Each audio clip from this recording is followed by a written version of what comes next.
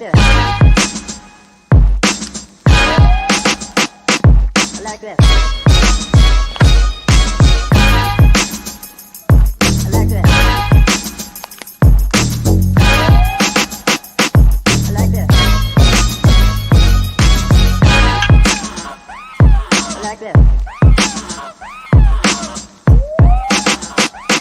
I like this. I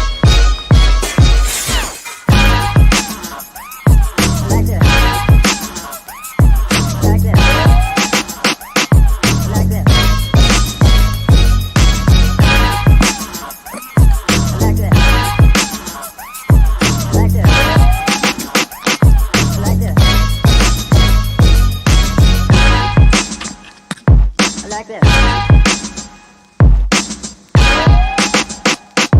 like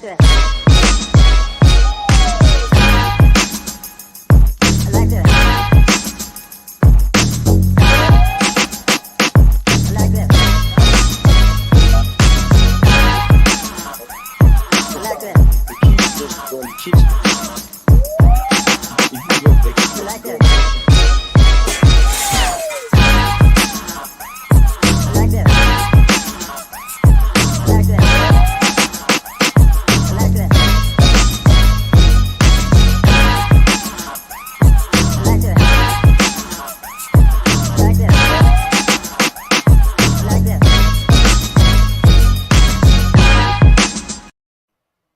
All right, y'all finally settled. Thank God. How's it going?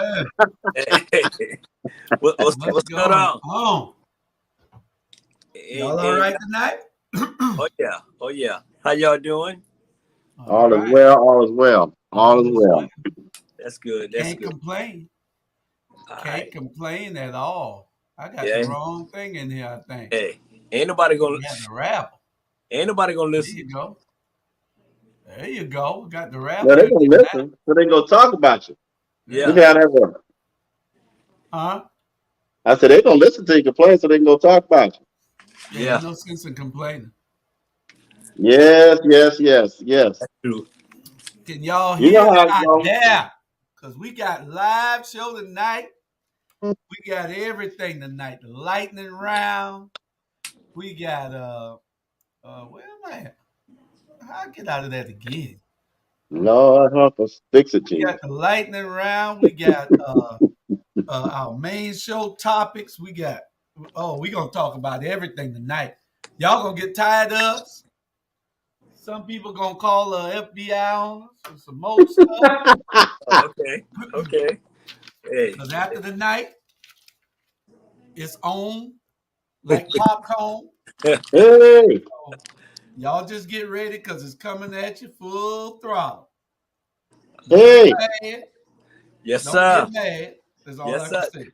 Hey, don't get mad. Don't get mad. Get Gladlock.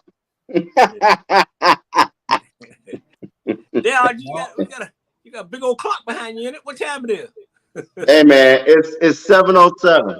Make sure y'all share. Okay. Make sure y'all share. Oh, because brother. what we got to say tonight, I'm trying to get it. He got the safety goggles and hat and things and whatever. Hey, let's get ready. What name of the boys is the YMCA? What name of that thing?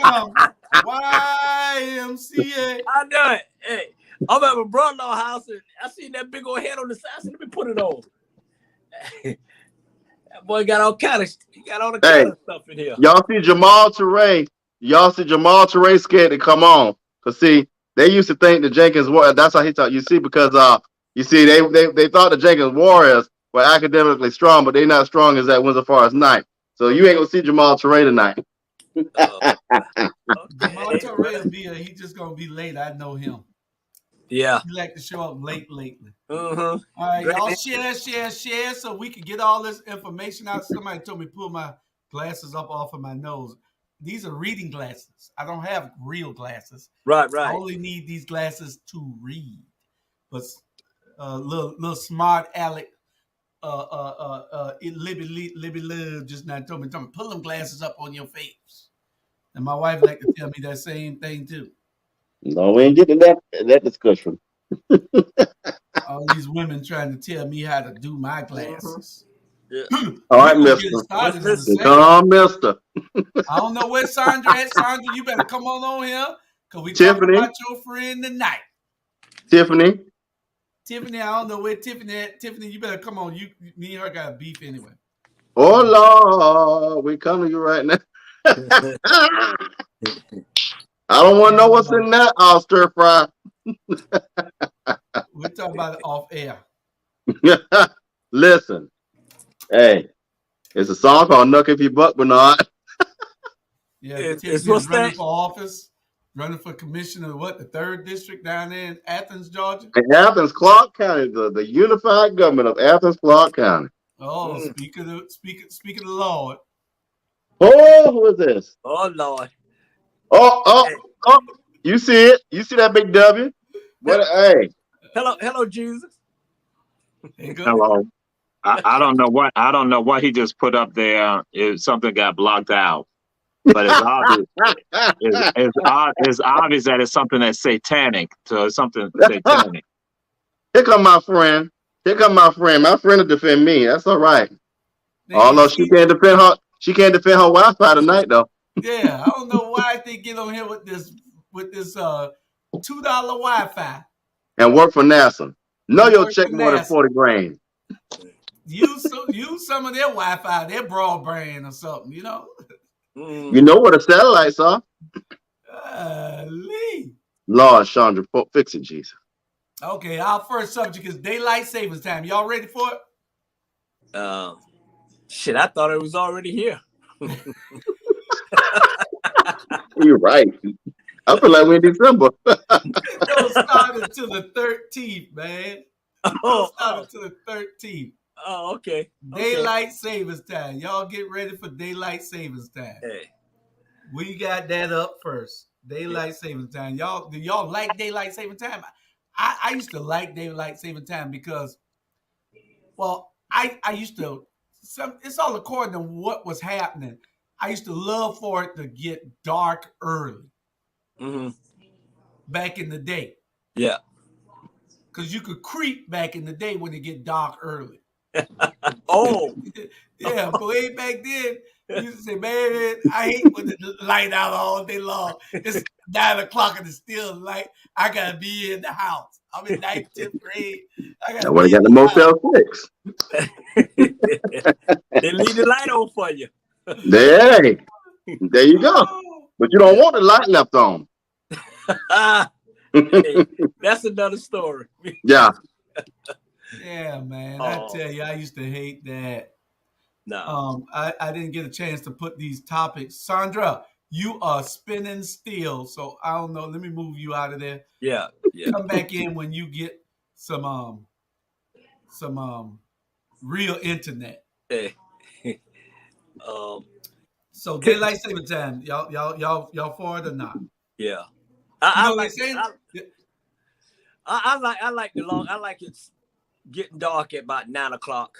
You know, I always did. I didn't like that getting dark at 6 or whatever like that. You know, 9 o'clock. I can that give me long enough to cuss Jamal out, and everything. So I'm ready for March the 13th.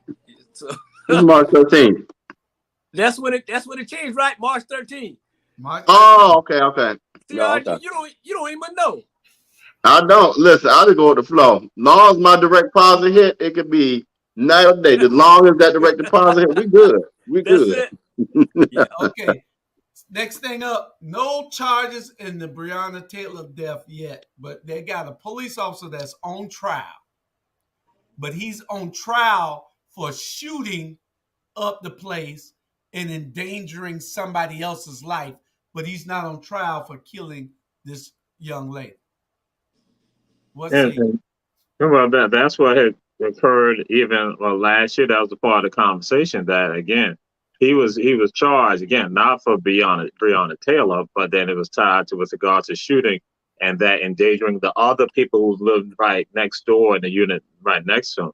So again, that showed you, when people are still talking about it, we can tend to forget about it, but that was never the case. They had never, ever say, hey, we're going to address her death. So never ever. So I was like, they shot up the place, and that's what he gets charged with. So again, like what you put up in that, there is really no justice.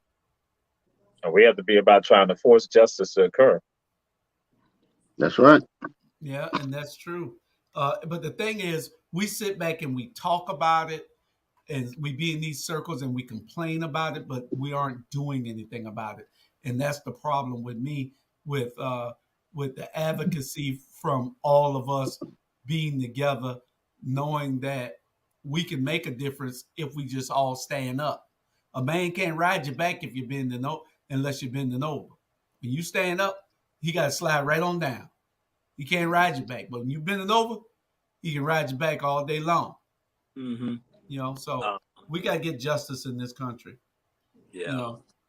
And not only in this country, we'll be talking about the Ukraine in a few minutes. Next subject, don't rent a car from Hertz Rental Car. Y'all know what's happening with Hertz Rental Car, right? I saw it, but I don't know. Y'all ain't rent no car from Hertz lately, is it? No, I can't. They look too pricey for me. I go to budget $1 enterprise. Everybody renting cars from Hertz and returning it a day late, going to jail. They don't give a damn what you did, whether you call in, what people suing these people all over everywhere. People in jail all over the country because of Hertz Rental Car. And in some cases, it's not even turning in late. That people even had contracts where it was extended, and they then report that the cars, the cars were stolen. But the postal light said, "Wait a minute, I went and paid." They said, "I went and paid. I paid for the extension. I did that." Yeah. So. And the police still put him in jail, because the police got the warrant. The warrant is for their arrest for turning the car in late, even though they got a signed contract saying they extended it. Hertz still put it in the computer as not being turned in. People going to jail all over the country, man. Yeah. And not that I'm trying to put out people's personal business like that. Bernard Brown had tried to set me up like that, but see, I was too astute and I didn't fall for it. But Bernard Brown had tried to do me like that. He's supposed to be my brother, but he tried to set me up like that. Dastardly. Only reason why I try to do that to you because you friend with O.J. Simpson and he used to be the Hertz spokesman. They never returned the Bronco. That's it. Where's the Bronco, OJ? Where's the Bronco? Where's that, OJ? It's at the bar house. Yeah, it is in the garage. Man, that's crazy. That's crazy. Don't rent from Hertz right now, y'all, until they get this straight. I don't know what kind of system or processes they have in place where you go, if you don't turn it in on time and the person don't match that right button, it reports you as stealing the automobile, even though you paid for it. And these people got some. Hertz don't even want to pay these people. They don't even want to admit that they're wrong. But these people are dead right, and they're sitting in jail days upon days. One guy, he was out of town in Utah somewhere, got arrested. He from Florida. He got to sit in jail in Utah. That's crazy. But don't rent from Hertz Rental Car right now till we tell you different. There goes that endorsement. That's crazy. Budget. We're here over here. Budget can call. Let me tell you. You can go to Drive Town. Huh? You can go to Drive Town. No, I'm good. Kanye West. What y'all think about Kanye West and his new girlfriend? Kanye West, that dude is something wrong with that dude. That dude a damn fool, man. That Kanye is one of those things, man. He always want to be seen. He always want to be seen. He always got something to say. He always, got something to do. I can care less if he was going with a damn dog. I don't really care. I don't want to go with a dog, bro. Yeah, you know what I'm saying? Oh, hey, all right. You might be going with your dog in it. Yeah, hey. I mean, you can leave bitch a prostitute. Come on, man. The girl he got now, she looks just like Kim Kardashian, and as fine as Kim. I'm talking about this. Y'all seen her? Nah, I ain't. Show Google has the show. He saw. He He said found him London another yesterday. Kim, and he's marching around with her so Kim can see him. But the dude is all that money. I mean, the dude is just absolutely crazy. He need to But make you up know, what's called crazy. Hey, Brandy. you know what? I wonder if he's doing all, because you got to think about it. He's making, it's almost like he's living his life like a reality TV show. Is he making money off of that? You see what I'm saying? People like foolishness, and people will tune into foolishness before they tune into something productive. So he might be making a good little penny off that, because none of his songs make sense, but he's making money. Yeah. Yeah. One thing I get he's he's a good businessman, but other than that other stuff, and me and my daughter was talking about those Kardashian girls coming to Savannah today. Man, all those girls got Savannah? I'm in Savannah. I said, you said while y'all were coming. I was say the Kardashians coming. That means Kanye coming. Now he gonna stop at Mercedes Benz and sleep over. I don't see. You know what? I ain't trying like Jamal said. He ain't trying to put nobody business. I ain't trying to put nobody business out either. But at the end of the day, you look at those girls. Yeah, those girls got money, but at the end of the day, all those girls got serious problems. They can't keep no man in anything. At the end of the day, so they don't get my touchdown. They don't even get a safety. I get a to Jamal. Well. Well. Kanye got some issues. That's about it, man. All right. Last lightning round subject, and we 2 minutes over already. Well, we right on time because it was 2 minutes. Bernard fault. MLK parade postponed in Savannah because they scheduled it for Easter Sunday. What I tell y'all about that? Stop playing with these folks. They weren't gonna have that parade in the first place. And I should call somebody name out who tried me in that city council meeting.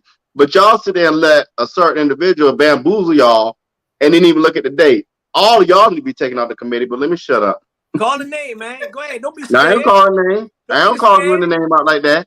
Call the name, man. Don't be scared. I ain't gonna call it out like that. You missed it, didn't you? Man. You ain't gonna trick Robert. You ain't gonna trick me. I need votes, not hope. Oh, okay. All right. Okay. Our first subject on the main topic. I'm going through these because we got our last two subjects is going to be what our main subjects tonight.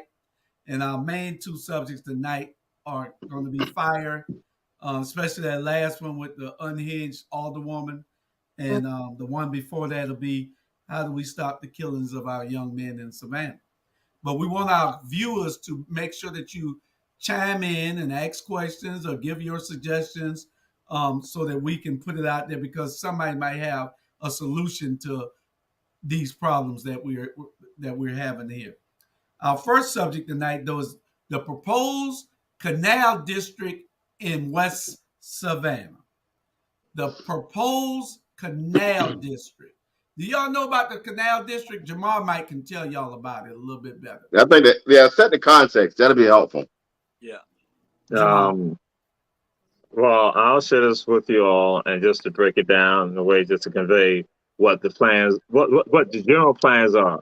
As I tell people this, there are 3 tourist areas in the city of Savannah. Right now, there are 3 tourist areas in the city of Savannah. At one time, there was 1 tourist area in the city of Savannah. That was River Street. Then what happened in the 1990s, they expanded to now you have a second tourist area, which is City Market. Then what happened by the 2000s or what began, they now create a third tourist area, which is Broughton Street. And you notice that each one of those areas began to lose the Black presence. So what has happened, I shared with folks some 5 years ago, there is a 4th tourist area that they're looking at, and that area is MLK and Gwinnett, coming right down there. That's what they're looking at. And so there is a 5th tourist area, and that is the Canal District. That is Brickyard. That is Styles Avenue. And incorporating a part of what we know the western part, West Savannah. And that's what they want to do. They want to create tourist areas. And now with these tourist areas, like I shared with you, from River Street, City Market, Broad Street, they got rid of the Black presence. What these areas going to hit even harder When you saw it coming, because they already hit MLK, but you lose the black presence with regard to black residents in those areas. And you got 2 public housing developments that are over there. And so now with Brickyard and Clover Village and Cloverdale in those areas in West Savannah, you have basically who are some of those people over there are homeowners. And so they are coming after us. And so we got to have a concerted effort to fight this. That's why those of you who do not believe in getting involved in no hullabaloo, you better get involved in this hullabaloo, because you might find yourself no longer in this city. I know some of us are going to be fighting to maintain ourselves in this city, but those who choose not to do it. And so this canal district, that's what it's about. It's about tourism, no matter how they try to promote it. And that's why this arena project is coupled in with all of that too. But let me get in, Coach. Let me get in real quick. Go ahead. Let me get in, Coach. I said this years ago when that arena was when they broke ground, that, you know, all of this from whatever new arena is all the way up to MLK and even Carver Village, you are an endangered species. Even all the way up to Con Ed building where Reverend Benny Mitchell kind of had that vision. Right next to it, you see an elaborate housing project. You go down a little further where Choose is located, and you see an elaborate apartment complex coming up. What bothers me is you got people that look like us selling out their people. One in particular we're going to talk about later on tonight. But like Jeray said, at what point are we going to stand up for our communities? Because you got a council of 8 people, and on that council of 8 people, you only got 3 people who give, and excuse my language, folks, but you only got 3 people who give a damn about anything outside of their wallets. You got folks on council who care more about filling their pockets and less about the people and folks that, you know, built their ground up. But I'm gonna say this clearly: as long as there's breath in my body, keep that SHIT away from District 5, because we're gonna fight, and we're gonna fight hard. Okay. That's all part of the plan. District 5 is part of it, ultimately. Yeah. In the long range 30, the 20-30 year plan, or the 2030 plan, Yeah. District 5 a part of it, because they got parts of it over there that they won't. But answer me this, Jamal. This canal district where they're supposed to have whitewater rafting and some more stuff in it. Okay. So and it's supposed to be a connector all the way to downtown. How can they, and I'm passing down Louisville Road today, and that's what made me put this subject on there. And I'm saying, how can they do this without killing Brickyard? They got to take Brickyard all the way out. Brickyard can never exist again if the canal district is there. Yamacraw got to go also. Mm-hmm. Yeah. So they started with Yamacraw. If it's all going to connect and go downtown in Yamacraw, and that's why I remember you could see 4 people out there in Yamacraw working every day, picking up trash, cleaning the place up, painting, everything. You couldn't walk down there and stay 8 hours and see near a person the last 2 years. They've let that place get into deplorable conditions so they can sell it, and they can say that it ain't no good no more. Man. But I'll say, but see, that's why now, like I said, if you talk about you don't want to get involved in no hullabaloo, that's why I'm like, the people who have relatives in Brickyard, people who reside in Brickyard, people who have churches in Brickyard, you got to get involved in this hullabaloo. But yes, that's what it is about. Oh, excuse me, let me share like this, that it will wipe out the black presence. But what will happen? They will show up the infrastructure when you now have some developers who come in who didn't want to have property. See, because again, as long as you are there, that it won't work, you know, with regards to nothing can happen. But when some other people now have an ingenious idea, say, hey, listen, it would be great for us to have our condos over here, or have some Airbnbs over here, or, you know, have some timeshares over here. See, then what happened is, bam, the genius kicks in.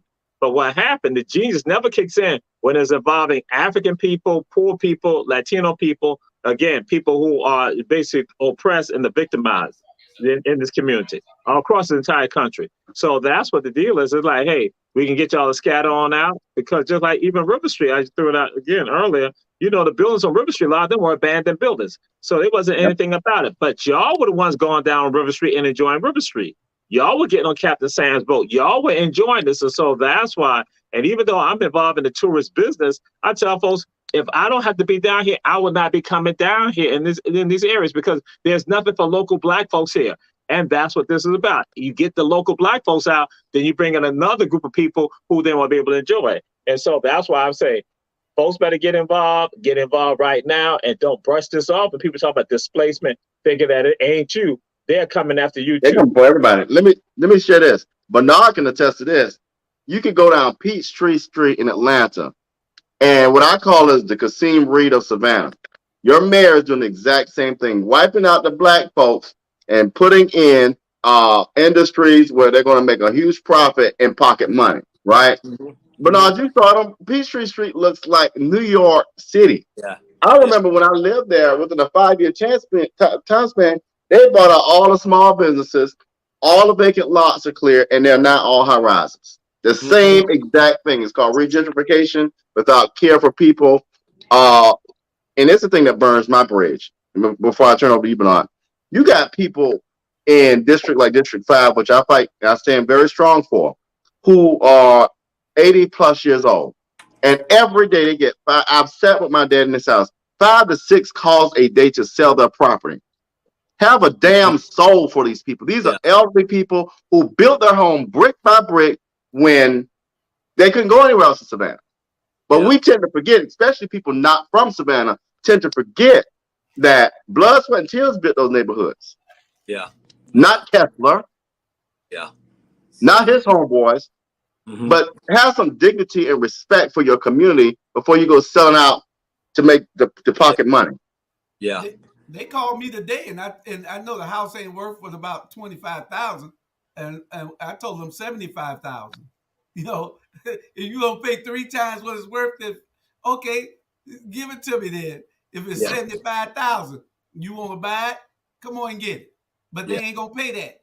All you gotta do is just keep telling them, it's for sale, and tell them 5 times what it's worth. Yeah. They ain't gonna never we're gonna sell. I need $5.5 million because everybody in the family getting $1 million. That's how that works. Yeah. If I'm gonna sell a legacy, then we're gonna profit off the legacy just like they're gonna profit off of our loss. Yeah, that's right. You know what's the problem? I remember growing up in Savannah, you only had one area, tourist area, and that's downtown, and that's it. It stopped. It stopped right there with right the inner River Street. It stopped right there, and that's it, and go back. Okay. The problem is, we as Black folks, man, all we do is sit around and talk, and let these folks do whatever they want to do to us. And then when we have some Black folks that like us want to stand up and fight for what's right, they call us troublemaker. They call us, y'all always starting something or whatever. The reason why they do it, the reason why they doing it, y'all like that, it's a man because y'all let them. And trust me, these white folks can't do it by itself. You got to have some Black folks to go along with them. And period. And the ones that's going along with them don't even give a hell bean about Yamacraw, Fraser home, Caton home, any of that, or wherever they're bringing these tours at.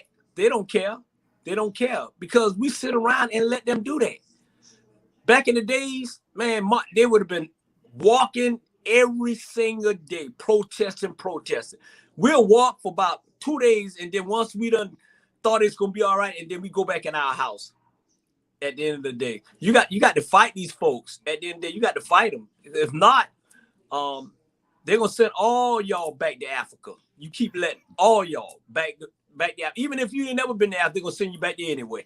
Trust me. Here's the sad part, and this is a thing that is a cycle. What happens is a lot of this stuff is done real hush hush. That's why they mad with Alicia Keys and Bernetta, because Alicia Keys and Bernetta, they bring it up. They put it out in the public. So that's why they try to censor them. Hush, don't tell everybody we taking these stuff. It's highway robbery. It's no different than Christopher Columbus and his homeboys who stole America. Ain't no different. Right. They don't want you. They don't want. And honestly, you can't do nothing to me. So I'm gonna tell you. So what they're doing is they try to keep it hush hush.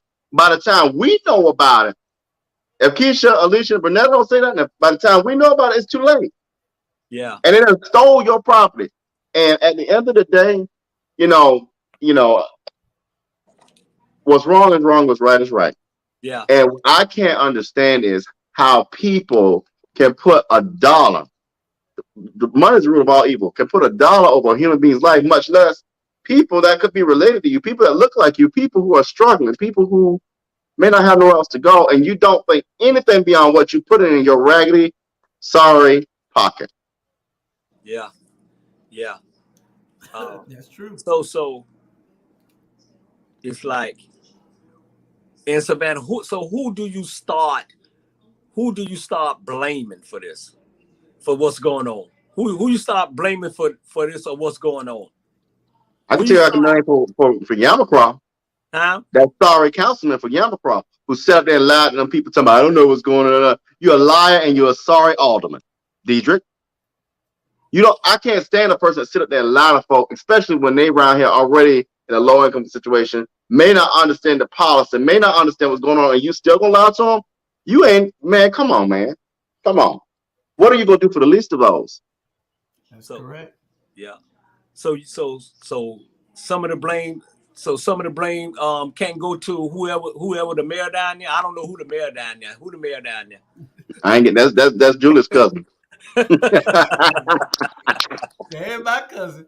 That's all I'm saying. It all can't go on him, even though that's his district, and he felt like that was something that would uplift the community when it was probably brought up while he was the councilman out there before he became mayor. But you also have to advocate for how is it going to impact this community. And you see that they'll be trying to gentrify the area. Brickyard got to go. Yamacraw got to go. You see how they did Frogtown. Frogtown it is not there anymore. The blame comes from us not having the foresight to see the gentrification coming 20 years ago. These people make 30-year plans. They make 30-year plans, and that 30-year plan is all this is a part of it. So the blame goes all the way back 20 years for people not being able to see it. Yes, the city built up. Yes, the city is nice middle-sized city that you would want to come and live at. But you can't just displace all the people for the sake of building up a city. You're displacing people. I'm surprised they probably move on the other side of the bridge also after a while, because they're going to go around that backside to Clearview and Bayview. Clearview and Bayview, they'll be gone in 5 years. And here's another one, MPC. MPC is another group, Metropolitan Planning Council. That's a huge influencing group. If y'all don't know about it, go Google Savannah MPC. Look at the master plan. They're part of the foolishness too.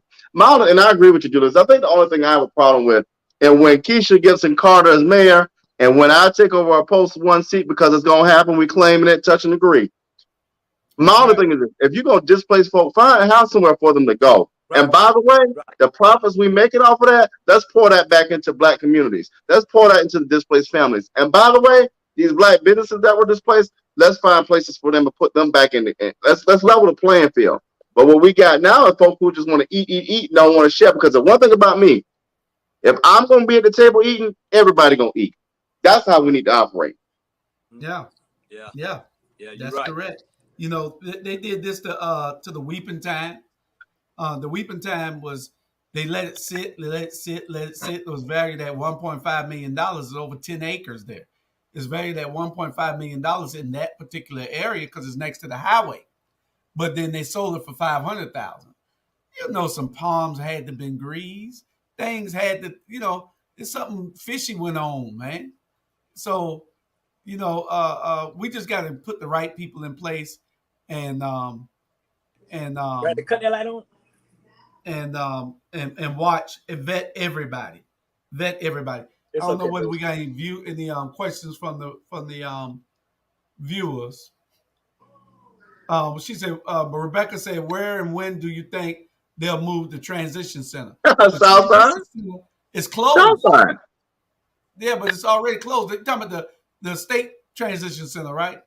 Yeah, right there, this little strip thing right there by the thing, by the arena. All they're gonna do is tear that down. All that gonna be gone after a while. And all Yep. those homes in the back part of Carr Village, because they don't consider that Carr Village. I don't think it's the back part around from Louisville Road. Yeah. All those homes will be gone too. They'll probably have to try to work around because SCAD building a studio or something over there already. So it's a lot of stuff going on that we just got to pay attention to. My thing is, like RG said, where these people going? Where you gonna put these people at? I mean, it's like taking people, throwing them out their house, and then hey, y'all defend on yourself. You know where they're going? Port Wentworth. Chocolate City. Yeah. That's why the people are so mad now. That's why they don't want to give up nothing. Yeah. That's why one man trying to hold the whole city hostage. One man. Yeah. They're going to Port Wentworth and they're building 5,000 more homes. Yeah. So the ones who can afford it are going to be coming out here in apartments and in homes. Yeah. So they'll be out here increasing the voting base out here. Yeah. So if you want to do something, come to Port Wentworth and you can be come on in and be the mayor, Robert. Yeah. Listen, I'm gonna let America have that one. Hey. But you're right. You're right, RG. They're doing that in Atlanta too. Yeah. Peachtree, all the way. Peachtree ain't like it used to be, man. No. It's like fancy, like you're walking down. I'm telling you, it looked like you walking down Hollywood Script. I mean, burn me up. Totally different.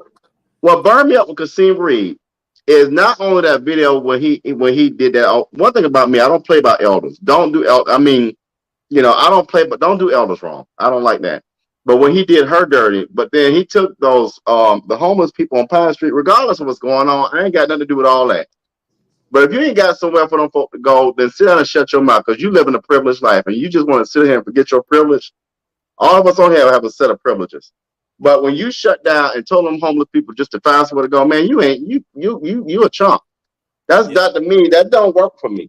You can't sit here and sit high like you ain't God. You don't sit high and look low. Yeah. You just as common as the rest of us. And just as much as you sit there as them in that mayor's seat casino, you could just be right there with them on that street tomorrow. Yeah. So don't forget about your blessings. But that's the thing I don't like when people get those seats and forget about the least of those, because who are we? We one check away from being right there with them. Yeah. Come on, man. One paycheck away. Yeah. Ain't like we got it together. We just got a different set of blessings that God came to us a little earlier than those folks. Yeah. One paycheck away. You are exactly right. And these folks need people to fight for them, man. They need them bad. It's just, hey. Next subject. Right. I'm here to tell y'all that I was wrong. Sandra, I don't know what say it again. Say it again. I was wrong. Say it again. I was wrong. Say it again. I'll say Pastor Jones for you. Say it again for Beta Jones. I was wrong. Yeah. Sandra, where you at? And y'all too, all y'all said that he was going in. Yeah. I didn't think he was that foolish, but I'm going to tell y'all. If it gets real bad, y'all, this will be the last y'all ever hear from Putin. This will be the last y'all ever hear from Putin. Now, the United States can't go in because this is not a NATO country. And Putin, he knows this. That's why he's doing what he's doing. If he thought that all those different countries that's over there helping these people, but they can't fight Putin, they can't fight him. It's against the treaties that they've signed. The Ukraine is not a part of NATO. They was trying to join. Putin was trying to stop that. Putin wants the Black Sea and the uranium mines and everything there, so he can build more atomic weapons. Is from what I understand. So but Nostradamus said that in 2022 that this war was going to happen. Here's somebody predicted this hundreds of years ago, that 2022 this war was going to happen, and that a powerful dictator will be wiped off the earth. So there's got who else is it? Yeah. What other powerful dictator? You know, they done got rid of Saddam Hussein, Muammar Gaddafi. They're getting rid of all of them. Yeah. So Putin and China and the little crazy dude, but he ain't powerful. Right. The little Robert cousin. Man, you wrong for that.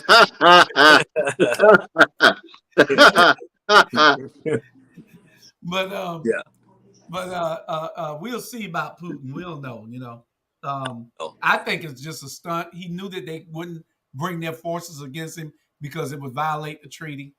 That's why he went in and he was trying to stop them. See, one person could veto whether another country joins NATO, and Putin kept vetoing whether the Ukraine could come in, and China did too. So Putin is over there causing a little havoc, and I was wrong. I didn't think he would. I thought he was bluffing. I thought it was a stunt. But y'all had a lucky guess. No, I just think people seem to forget sometimes, not us, but China and Russia really want to be the world power. And they, you know, when people would do just about anything to do that. And honestly, I think it's going to, I hope I'm wrong. I really do hope I'm wrong. I think it's going to get worse before it gets better. Yeah. That threat about those nuclear weapons, he ain't threatening. He for real. He mad. For little old Ukraine, first of all, he embarrassed on two things. Little old Ukraine kicking our tail. And then number two, you got the prep. My boy get props on this. My boy said, I ain't about to be evacuated. I'm about to go out there and fight with him. That's what I'm talking about. The president of the Ukraine out there and fought with him. Yeah, I said, now that's what I'm talking about. Yeah. And then you already told what Robert said. I mean, I haven't heard him saying. Why you picking on Dennis Rodman friend? Yeah, that's Dennis Rodman friend. That's Dennis friend, Mr. Ivan. That's it. What we talking about? Donald Trump brother, Putin. Donald Trump brother, Putin. I had something I was about to say. Man, y'all, I went to reading that thing and forgot. Anyway, Lord, you got him, Ivan. I got so much going on in my head. I forgot. Anyway, but those people. Oh, I know what it was. Biden and everybody called the president of the Ukraine and asked him whether he needed a ride out. He said, "Hell no, I don't need ride. I need bullets." I was like, yes, that's what I'm talking about. So they sent them bullets. That's the main. That's the main. You know, they doing pretty good though to hold off the Russian army. This shows how weak the Russian army is, though. Yeah. You know, and that's all Putin. Putin shouldn't have never made this move. He should have just act like he was tough and not made this move, because those people had his caravan stranded on the highway for over 12 hours, just sitting on the highway, couldn't move. Yeah. Hey, you know, that's just like going in somebody's backyard and you thinking you got it, and all of a sudden, you say, "Oh Lord," you know. Yeah, they come up from everywhere. Yeah. But what killed me last night, top of the house. Right. Out the ground. Hey, and old Jojo last night, boy, he just, you know, talking noise and talking about Putin and all that. I said, all right now. They say he was beating his chest. Yeah, I know it. He's gonna push you down if you. I know it. I said, okay, but I think the economy, the way they're doing it, I think that's gonna hurt them more, and I don't think they can come back from that. If all those sanctions is doing what they're doing to Russia, I don't think they're coming back for that. I mean, you know, that's my opinion. Well, they were starving over there. Something was wrong, and he had to create some type of tension and some type of war so that he can get control of something else to make the country better. If he take over the whole Ukraine, that's a pretty nice area to add on to your country. Russia's already big, but Right. anyway. Yeah. But let's talk about how the Ukrainian people are treating black people who are trying to flee from over there also.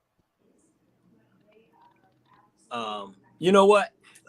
Like we were saying, what I was saying earlier, before I took that nap, I was already mad, but now you mad, man. I was already mad. My thing is this: you see how people around the world treat black people. Yeah. I mean, It's unfortunate. In the United States, anywhere you go, man, people treat black people like they're nothing, and we allow this to happen to us because we one group that don't stand by each other for nothing in the world. We won't fight for each other for nothing in the world, man. And I don't care where you go in this world, and if you black, trust me, they're gonna treat you like they're gonna treat you like you dirt. Period. And I understand just because of the color of our skin, and these folks don't know us. They don't know our character. They don't know anything. You know what I'm saying? And for these people just to treat us because of the color of our skin, that's a sad story. That's a sad time. You know what I mean? Well, and what killed me was this United States. They around here, and I'm gonna get on them now. I was just building it up. You know, we the people of American United States of America. You ain't no different than the rest of them. You treat us like dirt too. And so you got JoJo sitting his non-talking butt up there praising and beating on his chest like he doing something. Do something for us. Okay, why don't you do something what you promised us we could do when we put your, excuse the expression, when we put your ass in office? Do something for us. You beating your chest and talking about, I'm going to do this shit, I'm going to sanction this and this and that and this and all that. Dude, shut up. Until you make right for your promise in the black community, you can't say nothing to me or us, period. And us as black folk, we need to stop letting people treat us all kind of way and fight back. Speak up. Mm-hmm. Speak up. If you see a fight, jump in it. Even if it's not your fight, jump in it. And do something and make what's right what's wrong. No, just like. You know what I'm saying? Make what's right what's wrong. And it's absolutely wrong for over 400 years, period. People die for us to vote. People die for us to walk. People die for us to try to make it right. They didn't die for us to kill each other. They didn't die for us to throw each other in the river. They didn't do that. So we need to stop it, and we need to stop it now. Because, like I say, around the world, if you're a black person going anywhere in this country, you're going to be treated like you dirt, period. Well, Bernard, I think what people have done is their history. And if they did their history, they understand that the black man is the most powerful man on the face of the earth. Mm-hmm. It's in our DNA to survive. Mm-hmm. We've been through hell and high waters 1,000 times, and we're still here. Mm-hmm. And it's not racist to say that. What we're saying is that people fear us because they know that we are leaders and that we are kings mm-hmm. and queens. Mm-hmm. And it's not that we want to take over anything in anywhere that we go, because we are also a humble people. Yes. We're also good, resilient. Mm-hmm. So we all we want to do is be treated fairly and level the playing field. It's not about race to us. It's about race to them. So we have to address that. That's why when people hear us addressing race all the time, it's because it is prevalent in every aspect of our life.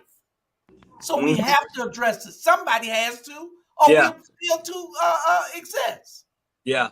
We have to have fighters that will stand up every day and do what is necessary to fight the good fight. Yeah. Rosa Parks, Martin Luther King, Jesse Jackson, John Lewis, all these people on the front line putting their lives on the line. We got to do the same. Yeah. You can see some different type of fight now. Yeah. And you know what though? People, and I'm glad you said that. People are looking for the Martins and the Malcolms and the Woos. It's not a unified individual who's going to lead the movement. It's what gifts God gave you, bring it to the movement. So everybody now, it's a collective movement. Yeah. So it's not just Bernard or Robert or Julius. It's what can all three of us do in a movement. So you're not going to necessarily have the Malcolms and the Martins anymore.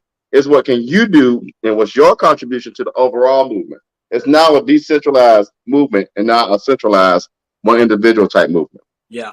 Yeah, you're right. The thing is, like Andrew said, their biggest fear is our unity. Yeah. And we have to get to the place where we have to disregard those people when we walk in a room who don't think that we should be there. Yeah. It's a lot of rooms that you'll walk in that people will look around and say, what he doing here? Or what's she doing here? One thing that anybody will tell you about me, any damn room I go in, any room, I don't care who in there. Yeah. I am the most important person in that room. You better believe it. Yeah. In that room, when I occupy it, there is nobody more important than me. Yeah. So you got to have that type of attitude. See, you get a lot of people not wanting to participate because you got the bougie ones looking down on them, wondering what they doing there. God damn, I come to fight. Yeah. Yeah. I didn't come to concede. I come to fight.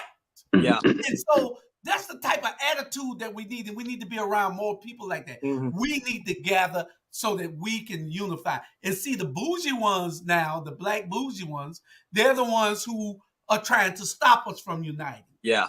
Yeah. You know, they're watching us. Yeah. Believe me, they're watching us. Yeah. You know, this is the third most watched show on this platform. They watching us. We got 38,000 people watching us a month. They watching us. Yeah. Somebody telling them what's going on. Yeah. So they know what the plan is. They see what we're doing. Yeah. But we got to make sure that they don't stop us. And you know what I did like this here? And I did this. What I did this here. I did my resume, and I put it on Facebook, and I put it from the top to the bottom, and I say, okay, that's my resume. Don't always think because I cuss and say what I say and all that. I'm a very smart, intelligent black man. Don't get it twisted. Google me and read my resume. Okay, right. I'm just not on here just to Google me. Right. That's come on, Facebook. Google me. You know what I'm saying? I'm not just on there just to hear y'all hear me talk. Trust me, I've been in the community. I did my time. I did my 30-something years in Atlanta and Maryland. I did it. I'm tired, but I'm fighting. But at the end of the day, I'm coming back to fight for Savannah, Georgia, where I grew up at the end of the day. So if y'all got a problem with my motto or anything, read my resume and Google me, and then you tell me what problem you got with me, because I really don't care. Let me say it. Listen, I don't know if this thing goes back years. There are two ideologies out there that goes back years. You know, W.B. Du Bois, who talked about the talented temp, and then Booker T. Washington, that was more about the blue collar, middle class folks. At no point really has the two parties come together. And I'll always say this: the talented temp, which we call the bougies, have got to think about the things they do and operate and the policies they advocate, how they're impacting those who are over here, right? Mm-hmm. And until the two parties come together, it's almost like I think we saw a few years ago where you had like the Al Sharptons criticizing the rappers and the Allen Iversons for their hair and all that. Well, why you out here criticizing folk in the public? Why not go have a conversation and understand what's going on? Yeah. Until those things happen, you got to have the haves and the have-nots come to the table, is what I'm saying. Yeah. And until that really happens, I mean, people tend to get a certain level of I made it and forget that you just made it, but last week you went in the major category. Yeah. So don't get up here like you got some glitz and glam and all that, because you ain't no different than the next man. Yeah. You're right. All you got is a few more zeros behind that comma. But what good are you with those zeros if you ain't helping your neighbor out? Love that neighbor. But see, now we forget scripture. Yeah. And you know what people need to do? I got the CD. I brought it the other day. Public Enemy. If you listen to all their music back then, you listen to Ice Cube and Dr. Dre and Snoop, all of them. You listen, everything that's going on right now is already in their music and already saying it. Period. You know. Yeah. At the end of the day, you know. Hey, one of the best rap, hip hop, whatever you want to call it, is Tupac. Go back and listen to his lyrics. He talked about all this stuff. One of my favorite lyrics I posted the other day, Tupac talked about, it blows my mind too. You got stimulus, you got war money, you got all this money, you just dishing out. Yeah. But you got homeless folk and people who hungry. Yeah. Come on, man. Yeah. Come on with it. Yeah. Come on with it. It's Come on. We need to stop letting people break us down, and we as Black community need to build us up, because once you build us up, we'll be as one. But until you stop being crabs, how those crabs in the pot and you pull them down, one come out and the other pull the other one down. Hey, everybody can eat. Everybody can eat some cake. Everybody can eat some cake. And we just get along. Everybody can get a piece of the cake, a piece of the pie, and we won't have to worry about our family. We building this for our kids. Yeah, that's it. Because we ain't gonna be on this earth for a long time. I'm 60, Drew is 60, RG is 24. There it is. So he gonna have to carry us, man. Hey.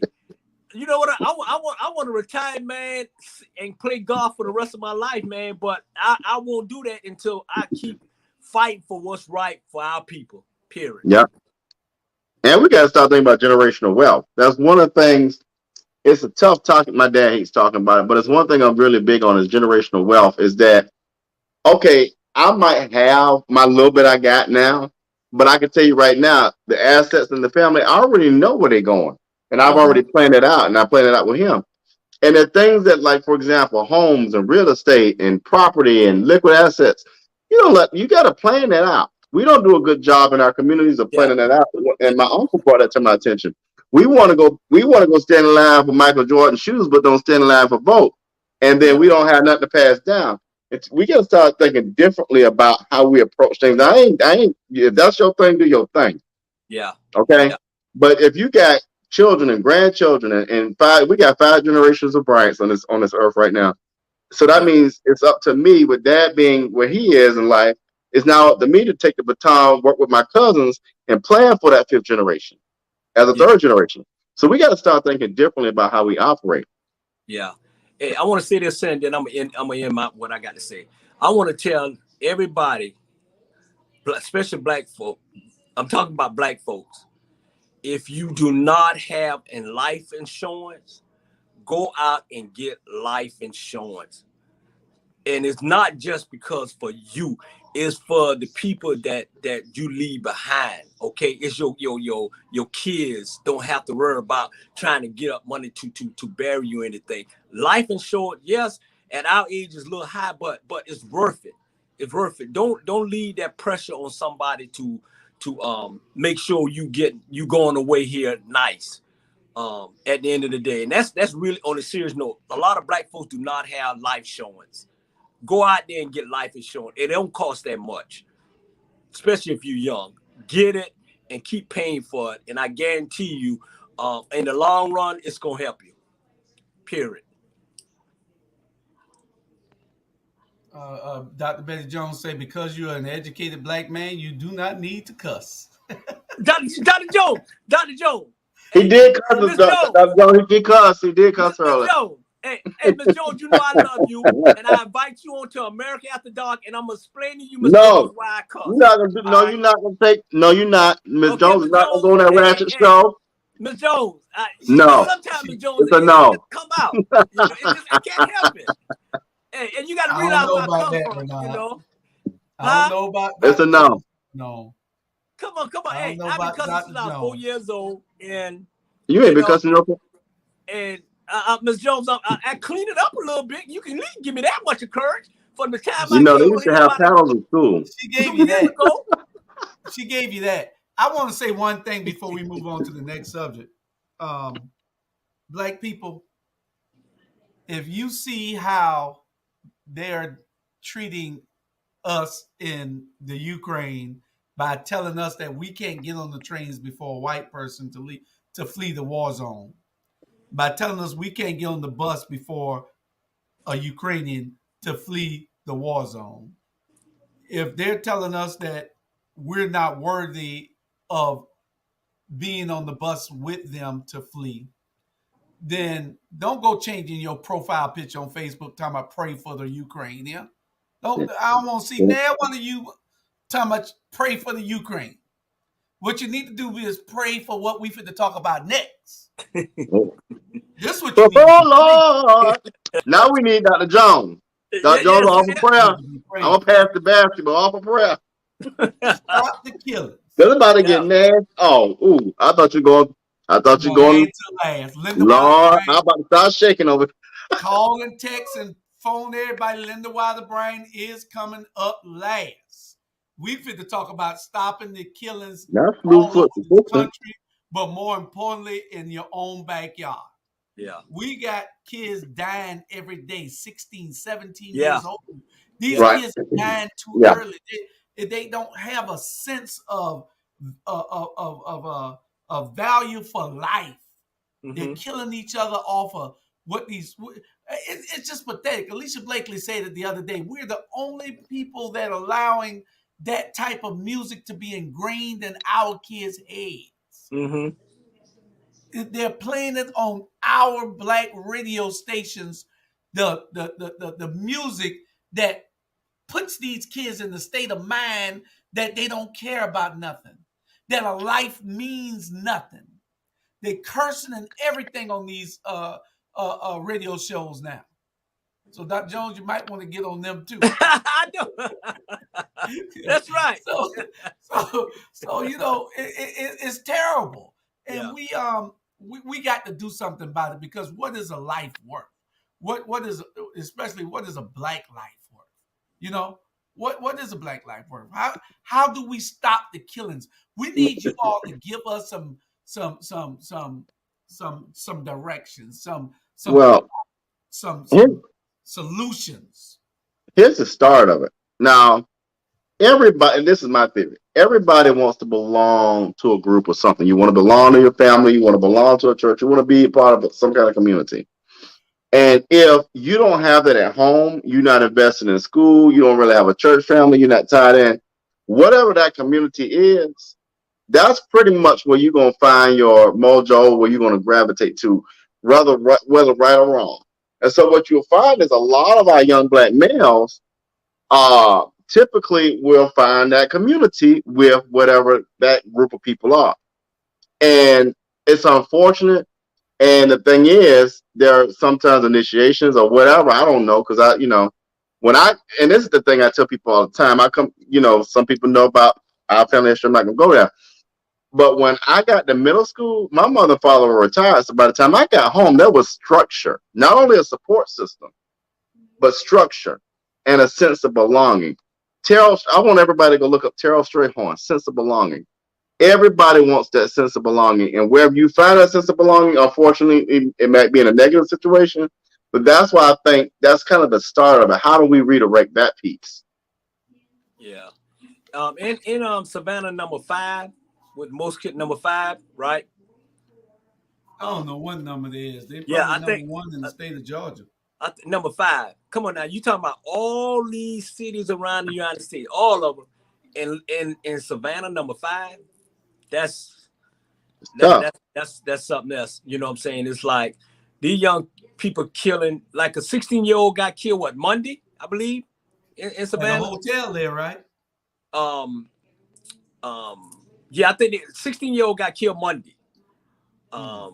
And every day, man, is somebody. Every day, right now, somebody just getting killed, man. Oh, you talking about here in Savannah? In Savannah, yeah, in Savannah. Yeah. There was a 16-year-old got killed, and then somebody got shot last night. Also, that in critical condition. Hey, So I don't know. We got to do more. When you get through praying, we got to get off our knees and we got to get together. You hey, know, you had a bunch of pastors hiding in the corner having lunch with Van the other day, I need all those pastors to get up from that table, and let's get in these streets. That's what I need. yeah, They won't even have a weeping time. What makes you think yeah, they're gonna get up and do some work? Yeah, a couple hey, of those pastors are my good friends, and yeah, they need to get up from that table. Y'all know I don't play. I don't cut The the mustard. last Tell pastor, everybody the same message. Get up from the that table and let's get in these streets. the last pastor that did any work besides Leonard Small was Benny Mitchell. yeah, How long ago was that? yeah. And That's right. until they have the fortitude of a person like that, you can count that whole population out. And I'm not making a claim to fame. I'm not calling nobody out. It Yeah, is what it is. You can yeah, get mad at me all you want, or you can get out there and prove me wrong. I'd rather you prove me wrong. But at the end of the day, I would say it best. He's right. I said it. I think we talked about it Saturday, Julius. Who owns Cumulus? Who owns Viacom? Who oversees these companies? It ain't us. So guess what they're gonna do? They're gonna pump this stuff into our airways. They're gonna do this because guess what? Their CEOs, their board of directors, their chairmen don't look like us. So it's an easy sell. And they're making money while we're making graves. yeah, yeah, And they are you get the young rappers that complain all the time that they make a great rap song that everybody just love. There's the hook on it and everything, and then um the producer tells them that that's not violent enough. It's not violent enough. It's not crazy enough. It's not sexually explicit enough. They want you to be hardcore at it with it so that you can so that everybody abide. See, it's about sales with them. They don't give a damn about our life. It's about sales with them. yeah. And let me say this here. And I'm not shooting no shot at anybody, person, or anything like that. Is sometimes you have to call, a state of emergency, and maybe in Savannah you might have to do a curfew. You know how when we was growing up, we had to get in the house before the street light come on. Maybe start off with a curfew. But I'm saying this here, however somebody say something, it may not be in the right term or right tone for somebody else that fit them. You know what I'm saying? But however you put it, it's the passion about it, and it's the truth. I'm passionate about what I say, and if I cuss, okay, I cuss. And who don't like it, I can't help it if you don't. But I'm passionate about what I say, and when I say it, yeah, it's cuss word come out of it. At the end of the day, you got so many of these pastors out there. Back in the days when we was growing up, our pastor was our friend. Our pastor, we can turn and say, hey, this was going on. And they go out there and they'll fight for us, and they fight for us, and they fight for everybody who a pastor ain't always a pastor. So start labeling yourself as a pastor if you can't go out there and hit the road and hit the street and help us people, our black community. And who don't like what I just said, I really don't care. But it's the truth. It's the truth. You know what I'm saying? And that's why so many of these black kids now killing each other, doing this, doing that. They don't have no guidance. They don't know where to go. How you gonna go to another 16-year-old for some advice? And they don't have the advice. Back in That's their belonging. you know what I'm saying? Right. And that's Yeah. why so much mental health in our black community for as the young people. They're reaching out for help. I'm telling you, I've been dealing with them Right. for over 30 years. They want people to love them. They're reaching out for Right. help. They tired of older people turning them away, tired of older people kicking them down when they down. These older folks need to get that butt out their head and listen. You ain't always right. Just because we're Right. older than them, you ain't always right. The old Right. way might not be the right way this time. Okay? you may have to change up for what the young people want to change up. Listen to them sometime. Their way may be the right way. But y'all can sit around there and y'all can gospel and y'all can go in these church and y'all can say this and say that and all that. When you gonna step out and say, you know what? Let's change our way of doing things and let's just work together. The young people, the old people work together to try to save our community at the end of the day. And I'm too old. I'm too old to be getting somebody giving me advice on something. I done been this run a long time, and believe me, buddy, I don't need no advice. I got all the advice I need, and that's God. Case closed. Let me offer this, and Harrison said this piece around trauma. He's right. And this is the thing I think we should do as a community, and this is just a theory. Outside, the two things I will not tolerate are violent crimes. So raping and murder and all that, I'm not going to tolerate that. So if that's something you want to talk about, you need to go talk about that with the criminal justice system, because that's when you cross the line. Drug use, addiction, insecurities, relationship issues. We've got to become a community where we are open to talk to one about stuff. Things have become so taboo. But like you said, Bernard, folks don't feel comfortable going to talk to folks about, hey, I got this struggle with my sexual orientation because if I go to church, the black church ain't going to accept me. Mm-hmm. That's got to change. Mm-hmm. That's got to be one of the things. The church has used to be a hub of support and congeniality, connection. But we step out in the process of judgment and what's right and what's wrong. Step out in the idea of compassion and support. Mm-hmm. Mm-hmm. You know what I'm saying? I got family members who they've come to me with all kind of stuff, and my only thing is, how can I support you? Mm-hmm. It might not be something I would do, but I ain't walking in their shoes. Right. I ain't walking in their trauma. I ain't living the life they living. I ain't got the struggles they got. You know what I'm saying? That's the one thing my mom and dad taught me. If there's nothing else I've ever learned from them is, you meet a person where they are.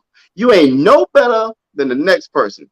God has created you with a different gift and gave you a blessing. But we've got to become a more compassionate and supportive community. Yeah, you're going to have people come to you and say, you know what? I'm struggling here.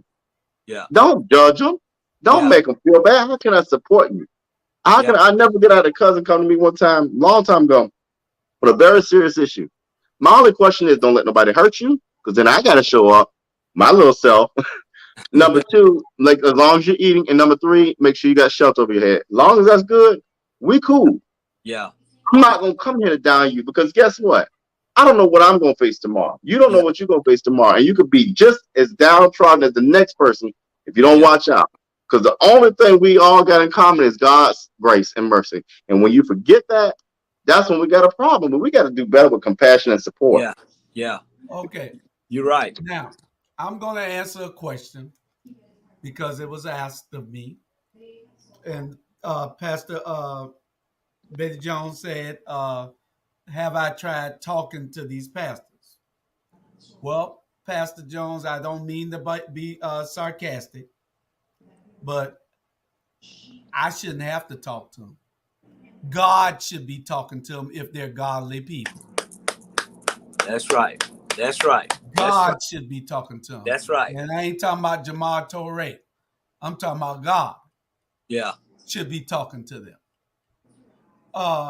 But I will talk to them, because let me tell you something. I have been talking to them. You see this list here? We got 26 shows. 26 of them. They hear us. They see us. They don't want to support us, but believe me, they hear and they see us. Mm-hmm. Pretty soon they're going to feel us. Mm-hmm. So, yes, I have talked to them. Believe me, everybody's telling them what we're saying on these shows. We got 26 shows. Yeah. 22 airing. 4 more airing in the next 14 days. You know, so, you know, people just need to pay attention. We need those people that are looking. Challenge your pastors. Pastor Smalls and Pastor Gordon shouldn't be the only pastors out there. You know, Minister Jones and and Minister Alan Maynard shouldn't be the only ministers out there. Yeah. You know, we need people. We need help.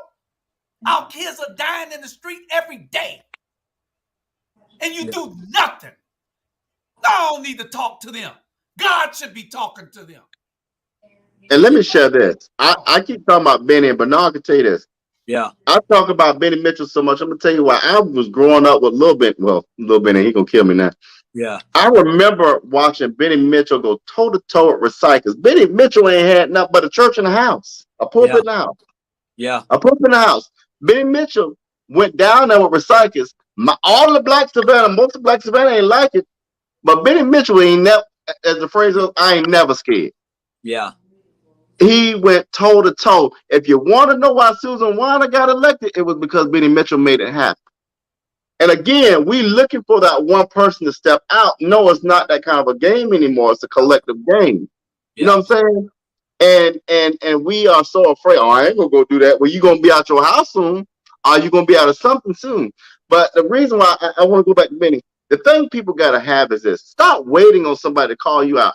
The reason why I'm running for alderman of Post 1 City Council in 2023, it wasn't because somebody asked me. It's because I got to do it for my people, because the people we got there ain't doing outside the three I mentioned earlier. Yeah.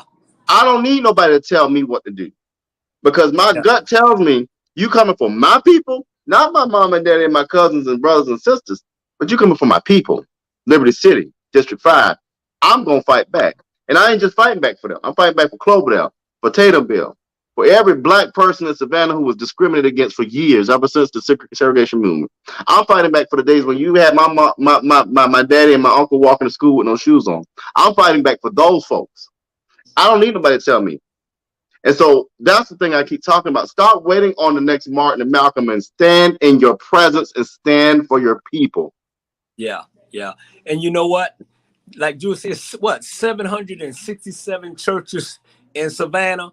So that means it's 767 pastors, right? Okay. And only one pastor in Savannah, Georgia. Well, since Benny Mitchell, because he raised me, so he's gone. But only one pastor in Savannah, Georgia that I listen to, and I follow his lead, and that's Pastor Small. Period. I remember when I first met him, and it's in a couple months last year. And Jamal took me to the church and was about to meet with the weeping time and everything. And so, I stand up and introduce myself, and then Pastor Small said, I know you, you see, you America like that, right?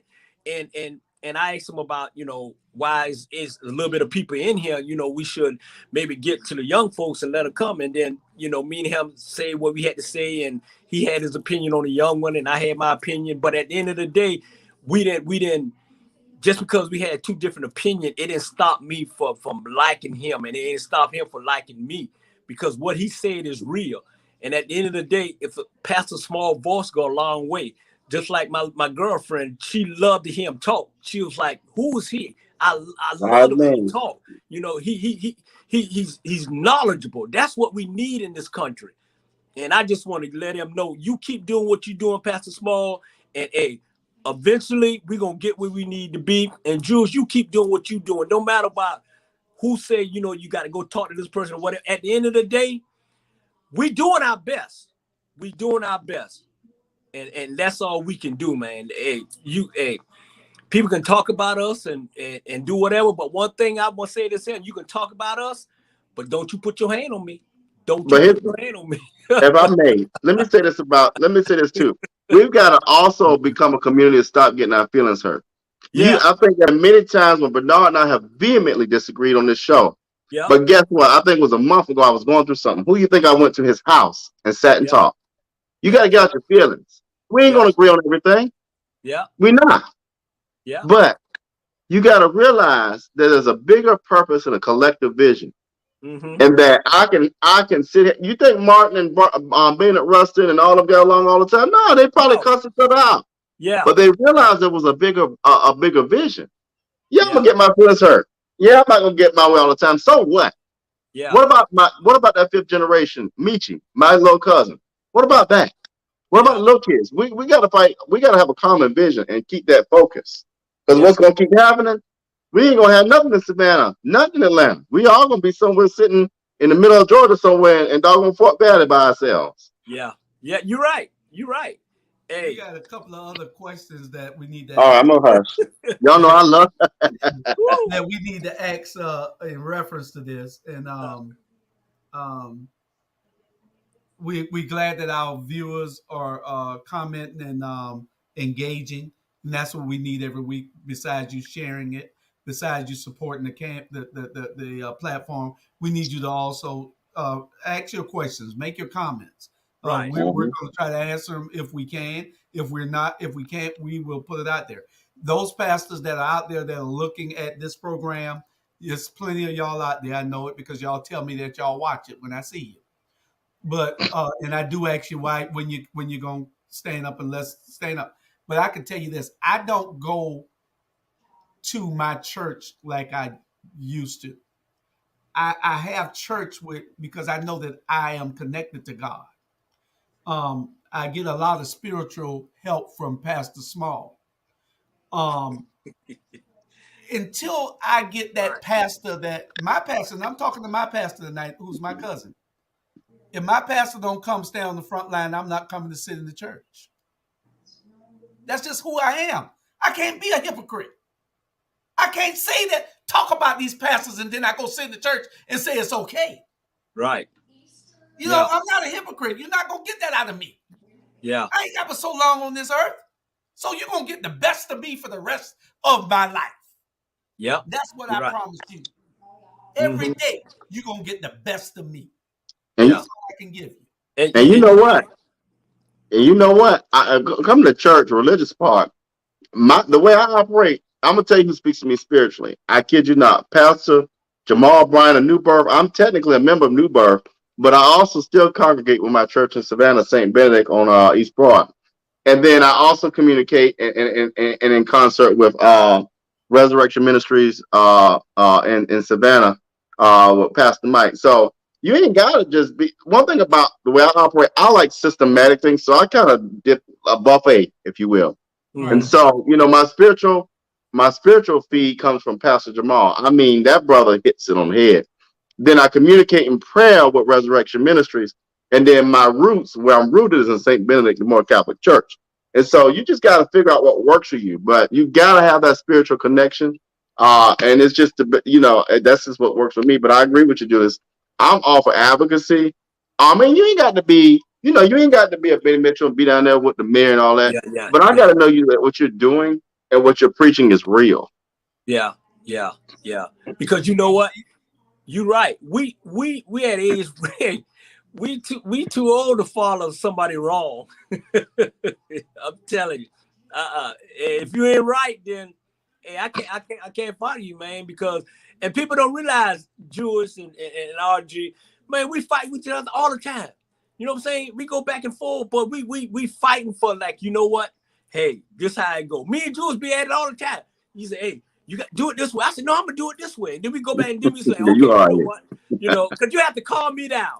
Once they calm me down, y'all, and I see it, then I say, okay, I ain't too big not to listen. It is what it is, man. So take your feeling out of it, like Jamal just came back in. Jamal, take your feeling out with your new haircut, and we gonna be all right. You know what I'm saying? He probably new edition now. I know. Hey, listen here. I have some other obligations. I have another contract. This contract has everything. This is another contract for someone else. So,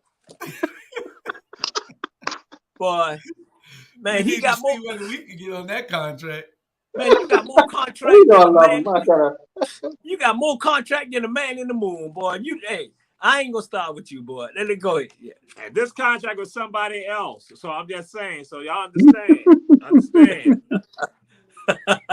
That's a big old contract. I know it. Yeah, that's right. We had to get our lawyers to look at that one. I know. they got everything covered in this contract right here. Yeah, you keep playing, you're gonna be on Unjust. Well, since you came back, Jamal, we got our last subject. And Robert, Shantae, if you're looking, Shantae's show will start about 5 minutes late. You can start 9 minutes late. Now I'm about to get cussed out because you know she's a stickler for time. Yeah, she gonna get me now. I'm gonna get in trouble again, man. You'll be there, but you'll be all right. We're gonna She gonna make me shut y'all down. If we get through with the last subject in time, because the last subject is gonna be a heated one. But I want to ask Jamar this before we move on to the last subject. Jamar, you are connected to the community. You are a voice that is powerful in this community. Everybody sees you. Everybody hears you. Everybody respects Major you. problem. So can you tell us, where is the county government in all these killings that's happening? Where is the state government in all these killings that happen? Where are the feds? Where is the NAACP? Where are the church pastors? I just need to know where all these people are. Can you tell us what's happening? We're not holding folks accountable. We have people in these positions, and we just let them sit in these positions, and that's all they do. So no matter what happens in this community, no matter what happens in this city, in this county, we have nothing. We basically, I'm gonna say it like this: we are impotent. We are weak because we choose to be weak and we choose to be impotent. We have the power to make the change, but it goes back to like early on when I was on earlier. But we don't want to start nothing up because see what happens is this: Wilder Bryan, he'll say something. Bernard Brown will say something. Julius Hall will say something, and the rest of us just like this. We're on the sidelines. When really what needs to happen, that it just cannot be Bernard Brown. It just cannot be Wilder Bryan. It just cannot be Julius Hall. We all got to start saying something and then hold them accountable. And because we ask nothing of them, they do nothing for us. Let me throw it out there again. Because we ask nothing from them, they do nothing for us. And so, and that's what's going on. We're not making any demands on them at all. And that what's so crazy about this is that because you have chosen to operate like this, so when you finally throw up a demand at them, they get mad. They're like, who did Bernard Brown think he is saying that to me? Who did Rob Bryan think he is saying that to me? Who did Julie Hall think he is saying that to me? Because I am elected official such and such and so and so. Nobody's supposed to say anything when actually you are supposed to be able to say something to them. And so here it is. We are not saying anything. And now I'm going to say that that's elected officials and also social civic leaders in the community. When you just threw it out there about the NAACP, that it should be the NAACP, it should be the pastors. And now let me go and say this with regards to the pastors. It is not about you praying about the issue and having a prayer service about the issue. It is about having some concrete, tangible things that need to be done to bring about change and to rectify the issue. Yes, you can pray about it, but then soon come, which means that you got to take some forward actions and steps right now in the secular world to bring about changes. And we ain't holding nobody accountable. So when we go, few of us going to throw it out there about the being accountable, people then get mad and think it's all personal. When no, it's not. It's about you to hold Jamal accountable. If Jamal represents something that and Jamal is not doing right by that, then guess what? Y'all have a right to call me out about because I put myself out there. So like you say, Jamal, you do something in the community. So so when I put something out there, somebody get mad about it, I got to kind of accept it because I put it out there. If you disagree with me, I'll put it out there and I got to accept that and still go forward. Yeah. And you know what? People need to realize too, Jamal right, Jewish right, all of us, man, we put ourselves out there to take, punches, criticism. I don't like them. Hey, at the end of the day, we could just sit home with our family, watch TV, and don't give a hell of being about nobody, period. But that's not what it is. That's what not God put us here for. You know what I'm saying? He put us here to help people. You know what I'm saying? And I'm putting this in. If they nailed Jesus to the cross. Nailed him to the cross. Okay. So if they nailed Jesus to the cross, what you think they want to do to us? We don't have a chance, but we fighting. At the end of the day, we fighting. We fighting. We are fighting, man. And y'all just jump on board and let's ride. Let's just jump on board and ride OBM. Let's ride OBM till the dogs come home. Ride it. All right. And the last thing on that, on that particular subject, stop the killings, is we got to make sure that this is not part of a bigger plan to have blacks eliminating blacks.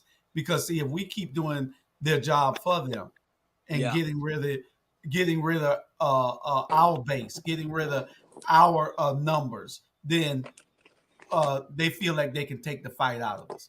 But anyway, we're gonna go on to the last subject. We got 30 minutes left.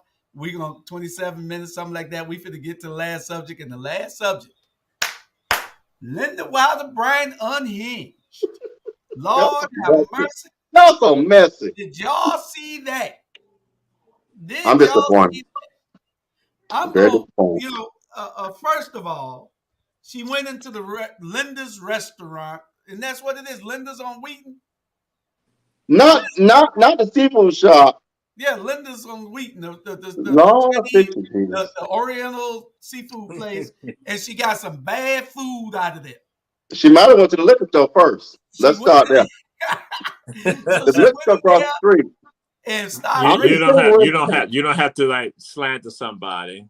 I ain't saying. I'm just saying the liquor store across the street. That's all I said.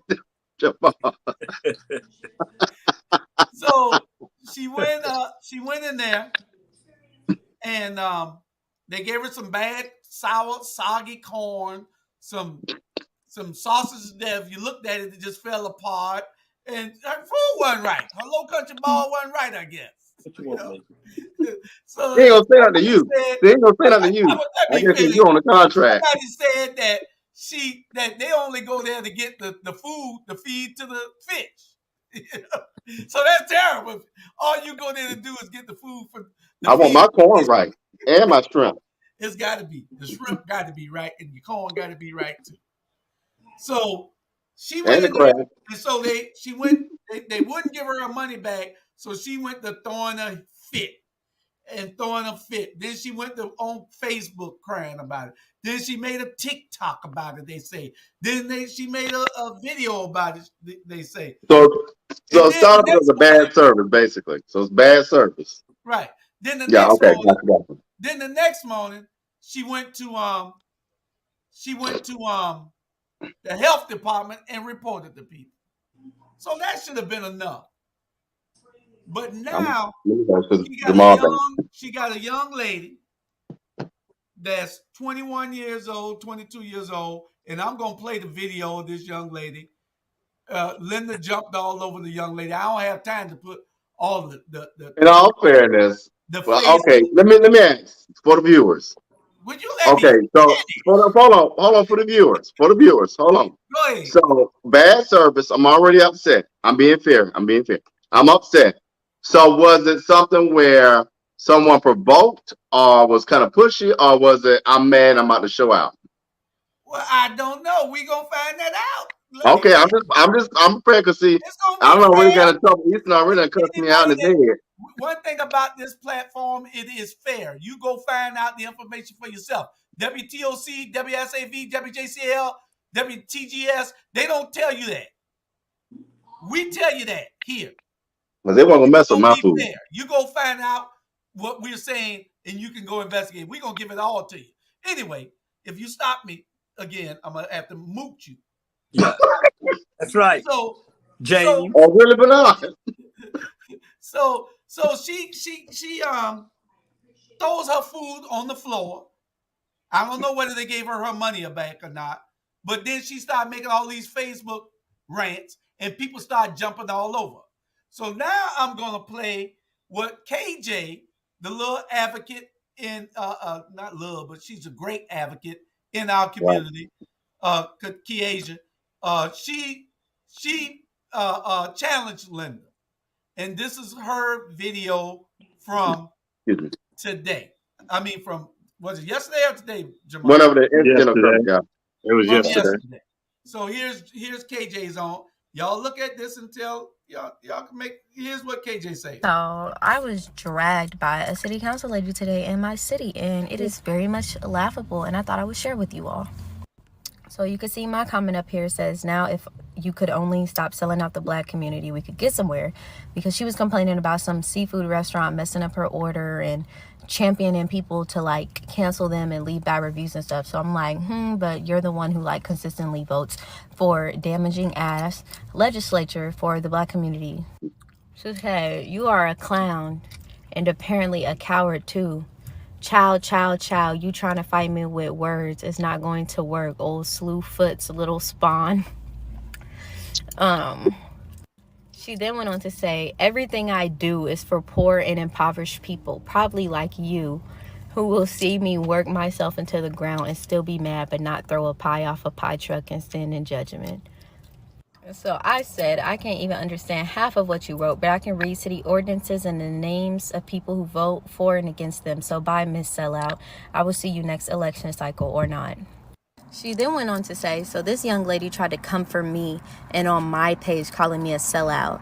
She's bragging about what her side is on Twitter about me, LMAO. She didn't get the memo like I care. Some of y'all are ignorant as hell. Mind y'all, this is an elected official talking like this. So pretty much, I never even played the young card. The only thing I said is, I'll see you next election cycle. Because what do I look like arguing with an elected official? She knows what she be voting for, and she knows what she don't be voting for. And she is quite literally one of like 6 sellouts on city council.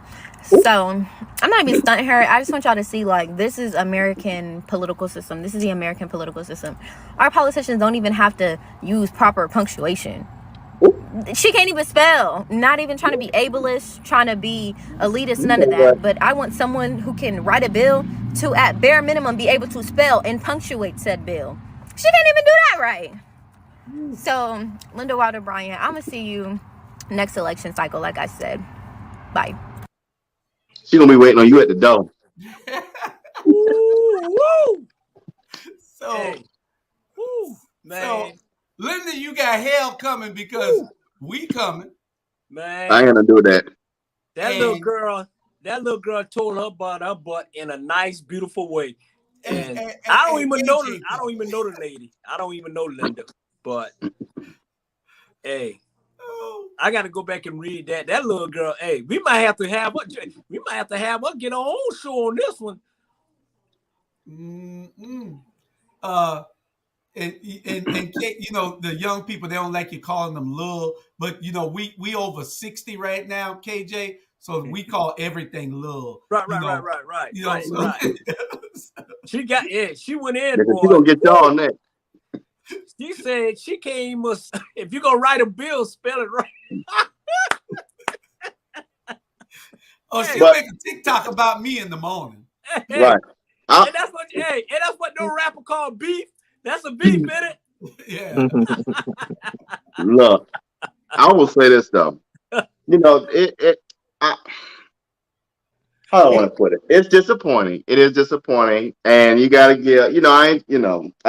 We get frustrated, but you got to remember in certain spaces that you walk in that you can't be normal anymore. You know what I'm saying? You know, I even had Shantae. One day I was asking Shantae something. I was like, "Why is this the case?" She said, "You forget you ran for a statewide office, right?" She said, "Ever since then, you are placed in a other category. You just can't operate as normal." And I think sometimes, even in frustration, you got to take a step back and be like, wait a minute, let me collect myself and then respond. Because we all gonna get pissed off and mad. It is what it is. But when you're in that space and you got a constituency, that could be one of your constituents that you cussing out. You just got to be mindful of what space you're in and how you react. And, you know, it's just disappointing. Yeah. Next. I don't know this lady. I mean, y'all got to tell me. I don't know who she. All I know just then about this young lady that Miss Lady went in on her, and whoa. So she a city councilor. She what? City councilor. She up there with Keisha and Alicia now. Right. She off the east side. I'm trying to figure out. Why is Bernard Brown trying to act like he don't know what's going on? He's been criticizing these people for 2 years now. So he gonna act like that he gonna be political. He gonna be politically correct now. All of a sudden, he gonna come on here and he gonna tell other people, but he gonna be all. I'm looking at Bernard Brown like I know better than this right here. I'm like he right. I don't know who these people are. Right. I don't know he know. I have no knowledge of these people. This is the first time I ever heard it. But he criticized you for 2 years. Well, right there in the room. Jamal, why you always trying to bust somebody out, man? See, that's why me and you. He mad now. That's He why mad, me and you man. be at each other. You know. Yeah. Hey. Yes. Earlier he said, "Who's the mayor down there?" Right. Right. Yeah. Who's the man down there, y'all? But Gibson Carter. I don't know. I think he must be got a deal in the works or something like that. He must be got some type of book deal, movie deal, or some business deal in the works right now. So he tries like act be even keel about this right now. So he said he got a job coming. Maybe that job might be at City Hall. Yeah. So he can be around them. Be like, so at least I go and say, I support the mayor. I believe in the mayor. I go and say that. I say I don't let y'all criticize the mayor. I go and say that up front. You can just be like that, but you ain't got like I don't know whose it is or something like that. But this goes exactly to one thing that I was sharing, that it is elected officials. When the citizenry says something to them, they take it personal. Yeah. And what has occurred now, and this is the thing, and I'll be frank with you, I said to folks, this needs to be put out to everyone. They're not going to look at this because you go look at somebody else and criticize them about their behavior, the language that they use, but ain't nobody saying nothing. Excuse me, that the same people who criticize somebody else, they don't go and say anything about that other person's behavior. And I shared with two people that I know personally, when they had said some things about another elected official, I then said to them, when so-and-so do something, then you need to be about that. And guess what? They said, I do, but I have not heard anything myself. If they've done it behind closed doors, that will be fine. But I've not heard anything. I've not seen anything publicly, because I've seen the public comments that they put out there going after other people. And one of them, who I have talked to, I saw some public comments that they said in response to what KJ and KJ friends were saying. So I might say to myself, now, this is the hypocrisy I'm talking about, because I said that. I'm putting it out there. Anybody out there right now, when you go tell the story about what I have said, tell the story correct. I have said, I detest the hypocrisy. You can go, and I'm going to throw, you can go ahead and criticize and get on about Keisha, what Keisha allegedly said, how she said it. But then I had said to them, I said, but you say nothing about Van, you said nothing about Linda, you said nothing about Dietrich, you said nothing about Nick, you said nothing about Kurt, you said nothing about any of them, but you were going to direct all your angst at Keisha. But now I'm like saying, okay. And when I said this one person, they said, oh no, I get on them, I get on Van, I said, okay. Told somebody else, and these are my relatives. Just let y'all know, these are my relatives. I said it to them. They didn't. I get on them too. And so now I'm like, look at one of my relatives. They are supporting some of the stuff that been said. And I'm like saying, this is what I'm talking, the hypocrisy. So you go back and say one thing about Jamal. Jamal detests hypocrisy. He's always told y'all that, and that I ain't gotta be cool with you to stand up for you. And if I'm cool with you and you do something wrong, I can stand against you, because that's what love is about. Right, so that's right now. Yeah, I agree. That's one thing. I'm glad you said that, because honestly, I tell people this all the time. If a person is willing to give you feedback, whether good or bad, that means they care about you. The day I do, and I don't care what space I'm in, I want you to tell me I'm wrong. I want you to tell me, hey, you said this wrong, because if we're not helping one another with the good and the bad feedback, we can't grow. Ain't nobody perfect. I'm definitely perfect. And if I screwed up, or I hurt your feelings, or whatever I did wrong, I want to know. Because I need to either apologize or say I didn't mean it that way, or learn. And that's the bottom line. Yeah. And you know what? On a serious note, one thing I don't do, I'm not gonna pick a fight with these young kids. Because at the end of the day, boy, they can say some things. They can make you feel like you're the lowest person in the world. Period. I'm telling you, man, you be like, you know what? I ain't got nothing else to say. You know. Well, was that tactful and was decorum? Because decorum should follow them everywhere that they go, and tact should also. So, I would say absolutely not, because this again, now I'm go back. And when Tony Thomas says certain things, some similar things, guess what? People criticize him. It's about how awful he was. So here go Tony Thomas said that, and we'll yell out about Tony Thomas. But this situation, we sit quiet. And I'm like saying, wait a minute, this is what I'm talking about. This is what we're in condition that we're in right now. That this is absolute sheer hypocrisy in his face. And I'm like saying, come on now, we got to stop this. And if y'all really tell me y'all concerned about having the best looking city council, that again, this behavior right there is not, and that's an elected official. Yeah. And let me ask you a question. And this, let me ask you a question. So do you think it's okay for you to go back and forth with beef with somebody on Facebook over and over and over again, back and forth? And one thing I don't do, I don't anybody make some bad comment or whatever, I don't go back and forth with them. I do that same block. Cause I'm not going to go back and forth on social media or Facebook with somebody who's basically ignorant. I'm not going to do that. So y'all think it's okay to go back and forth with somebody that y'all have disagreement with on Facebook? No, I don't. I actually was in that situation with a frat brother of mine many years ago. And when I stepped back and I looked at it, it was quite ignorant and dumb of me to even engage in that. And I don't have a problem calling myself dumb because it was dumb. And we all do things that we wish we hadn't done. But at the end of the day, when you get an emotion is emotion when you're angry, whatever, frustrated, whatever.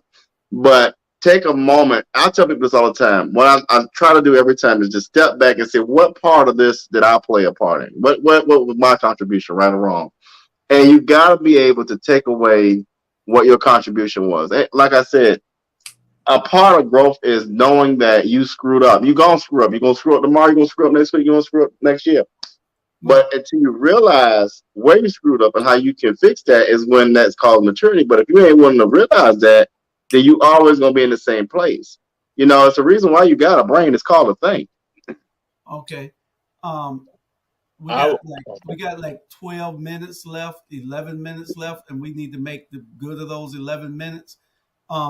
The thing is, I think that I do it. It's fun to me.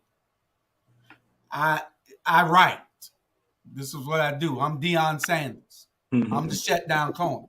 So if you come at me, I'm gonna clap back at you. I do it for fun. But in all seriousness also, because if you come unprepared, I'm going to come back correct with you. So that I do it for fun. Some people don't, they don't need an audience. There's some idiots and you don't give them that type of airspace. You don't let them occupy space in your head. So I do it for fun. Jamal?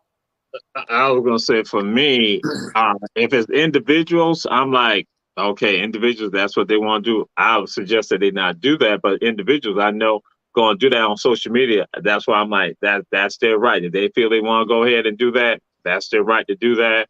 I'm not going to infringe upon it, just give some suggestions.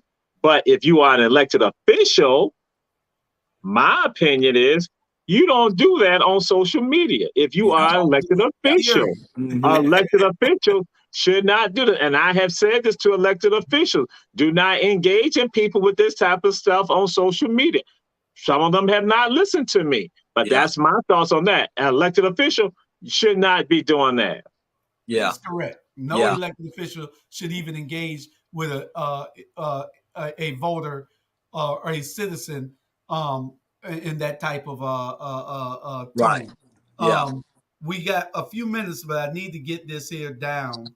But I'll in a fight with those two, I'll take KJ for 1,000, Alex for 5,000. Because she's gonna be on the team, and I'm fighting with her in all her fights against everybody who those 6 people who she called out. We coming to see you real soon. The second part of this, I do not subscribe to that. What Julius Hall just said, I do not subscribe to that. Anything about Jamal Torre coming. I want the people out there to understand. I don't subscribe to it. We coming. I subscribe to it. What are you talking about? Those 6 people that she called out, we coming. But the second part of Linda Wilder Bryan Unhinged is you gonna get taught tomorrow. She she went and informed about something that she didn't know, wasn't supposed to know about. There's a lawsuit that was settled, from what we understand from all the media attention. Now, there was a settlement between the Rape Crisis Center and Keisha Gibson Carter. So anytime you sue somebody and they settle with you, you won. Mm-hmm. So I guess by you don't, you could be real smart and say what you say, don't mean that you're exposing what has happened. Well, bottom line is stay in your lane. That ain't none of your business. That's between Gibson Carter. Everything Keisha does is their business. That's what they. Well, no, but that particular instance is not their business. No, ain't one of the things I've seen Linda do on they make her their business. No, I get what you're saying. I agree. I get what you're saying. But the other thing I've seen Linda do too is every time Keisha does something, she tries to one up it, and you look stupid. Yeah. You really do look dumb. Stop trying to one up. Stop trying to look better than. Stay in your lane. Do what you're supposed to do. The big question is this, Robert. How did Linda Wilder Bryan know confidential information? It's a confidentiality clause in there. She was not supposed to even know, so she could go tell. Baby, how the hell did she know? Money and needs do a lot of things. That's all I'm saying. That's the big question. Don't go talking about they're going to put a complaint in with the court against Keisha for violating a confidentiality clause. How the hell did Linda know? How did Linda know? Somebody already violated. Let's talk money. Somebody knew it wasn't Keisha. For her to go back and tell them, hey, you know, she talked about she won her case. Ain't that a violation? It's on page. Let me show it to y'all. Hey, let's talk money. So I won't. Y'all say I'm accusing this woman of nothing. No, you're not. I know, but the one thing. Here it is, right here. That's the complaint that was on WTOC on the news. It says on number 23 right there on February. She wasn't concerned. She was nosy. You want to read it or what? I'm reading it. She said out of concern, but she wasn't concerned. She nosy. Okay. On February 18th of 2020, fellow councilwoman Linda Wilder Bryan contacted the Rape Crisis Center out of concern. How the hell is she concerned for something that she didn't even supposed to know about? So see, we asking the wrong question. How did Linda Wilder Bryan know to alert the Rape Crisis Center about something that is supposed to be private? There's a confidentiality clause in there. She knew. Did they tell the mayor? And the mayor told Linda? What, you know, did they have an obligation to tell the mayor since they settled? When you settle, I'm going to make 3 points and I'm finished. 1, if somebody sues you and there's a settlement, you won. That's 2, it. If they're mad that information about the settlement came out, that means you won. Why would they be mad? That means you won. 3rd, if Linda went down there to tell something on Keisha, that means Keisha won. So she won. So why is there, are they saying in here, false, number 24, through her false public statements to public audiences that she won her lawsuit against the RC Rape Crisis Center, Gibson Carter has continued to violate the confidentiality provision. What lawyer wrote this mess? Because you're saying that it's false, but she won. You don't settle with somebody and sell them where you lost. You settle with somebody because you don't think that you can win in the end. But anyway, I never knew anything about it until I started digging, and it's in the WTOC in their little thing. You can go on there and find it yourself. They're telling more now than what Keisha said. All Keisha said was, I won my case. I'm gonna win this race. That's all she said. She didn't violate anything, I don't think. I didn't go to law school, but I'm pretty sure of that. But anyway, they go to lawyer down there. So that's a civil action that's been filed. Yeah, it's on WTOC. They got it in their thing. Who filed it? See what they said? That's a WTOC. That's where you get it from. Keisha didn't give it to me. Linda didn't give it to me. The mayor didn't give it to me. The Rape Crisis Center didn't give it to me. That's WTOC put that on theirs. They have a copy of it. I'll just say this. I wish certain individuals would do as much work for their constituents as they do trying to hurt other people. Yeah. That's the problem I have with Linda, Kendall, or whatever. Yeah, y'all are so messy. You, the mayor, and all y'all are some messy ninjas. Y'all are. And I don't care. Y'all are some messy. And that's what the other side wants y'all to do, to fight each other and drag each other through the mud and everything. That's what they want you to do. Man, they some mess behind, boy, I swear. And it's like you're always trying to take somebody down. Linda, go somewhere and eat that food you got. You know. Case closed. Well, this is the community. No, this is the time the community has to stand up. The community, like, again, I'm just going to say this to the people who are looking at this show right now. You are going to die. Your community is going to die if you do nothing.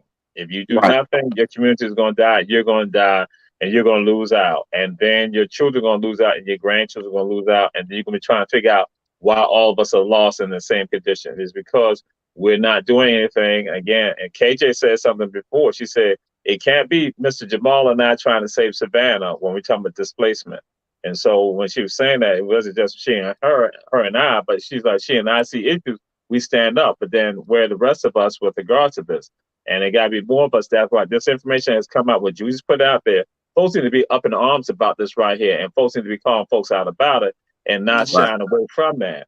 You know, like I said, again, I can go and say that, hey, I respect people. I respect the friendships, the family relationships. But then when they are not doing right, I have to stand up on what I believe is right. Right. Yeah.